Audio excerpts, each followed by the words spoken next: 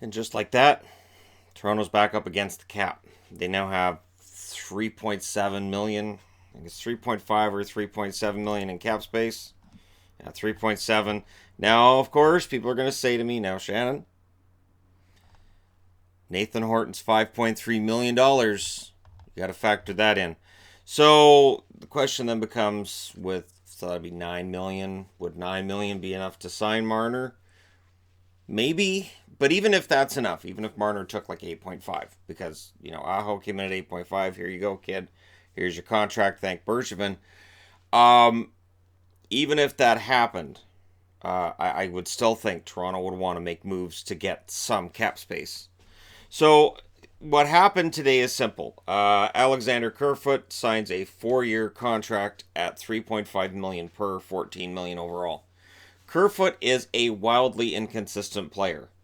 He can look great for short whiles, and then he can sort of disappear as well for long whiles. And he's going to have to find that consistency in his game in Toronto, which he struggled with at a lot of points last year for Colorado. He is, to me, borderline top six. Could be a top six forward. Could be a key contributor for Toronto, but would I be surprised if he's a healthy scratch in November? No. So both to me, he could go either way, and we'll see what his relationship with Mike Babcock is, because that really seems to be the big deal with Toronto is, okay, does Babcock like them? And if he does, then you're in pretty good shape. And if he doesn't, you're probably in some trouble, and you're probably going to wish that you got traded away from Toronto rather than to. And of course, Ceci took the 1-year, $4.5 million extension. This was rumored when they picked him up from Ottawa, that they had already talked to Ceci and they had already said, okay, we're going to just extend your contract for a year at the amount you've been making. And he went, fine. So this was agreed upon. Now, what it does, and you can't not talk about this with Toronto, the only defenseman they have signed past next season is Morgan Riley. I know people are going to point out the rookies. That's the problem.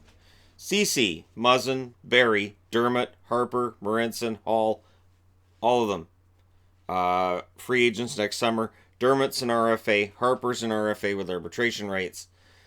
So Ceci, Muzzin, and Barry could all end up being short-term Leafs. They're all probably going to look for raises, and with Barry, it's not really a probably. That's part of the reason he ended up being traded out of Colorado. And them looking at their future and going, well, we don't want to pay, $8-9 million for him if that's the asking price. It's an interesting situation Kyle Dubas has made for himself, and he probably has some sort of a plan going forward, but these contracts kind of reveal to me that Toronto is going for it now. That the Toronto Maple Leafs feel this year is their chance. This is their best chance. That's how I look at all of these moves. Because you've got your entire blue line expiring next year. Most of them being unrestricted free agents. They're going for it now. So they've remade the blue line. They've changed out their forwards up front. And all that's left is signing Marner. Unless they decide they have to move out some more salary. Because again, trading out Kadri, one of the reasons they were trading out Kadri was so that they had that cap space, right? Well, now he took that $4.5 million that Kadri was making, which was a very good contract. Signed Kerfoot to a $3.5 million contract.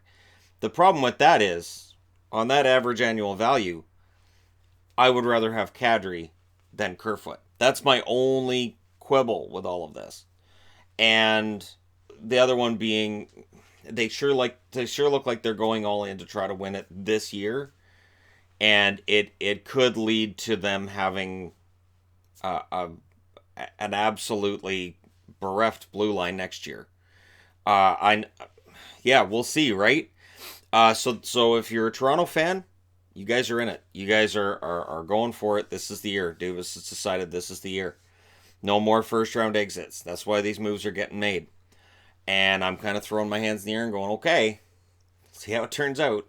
Because I don't know that this is a team that's built to win a Stanley Cup to go through 4 rounds. But Dubas may very well know more than all the rest of us do. Let me know what you guys think in the comment section below. regarding especially the Leafs blue line, and the fact that now they've only saved $1 million under the cap by adding Kerfoot's $3.5 million and trading out the $4.5 million that they were paying to Kadri. Let me know how you guys feel about that. Don't forget to hit like and subscribe if you're browsing your way through. You just happened upon this video, and hey, thank you guys so much for watching. I will talk to you again soon.